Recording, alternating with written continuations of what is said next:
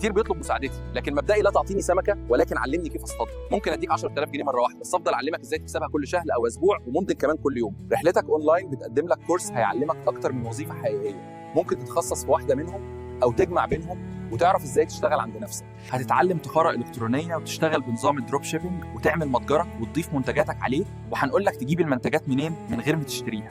وكمان هتتعلم أدوات الذكاء الاصطناعي اللي هتسهل عليك الرحلة وتعمل فيديو زي اللي بتتفرج عليه دلوقتي. ما هو احنا ذكاء اصطناعي.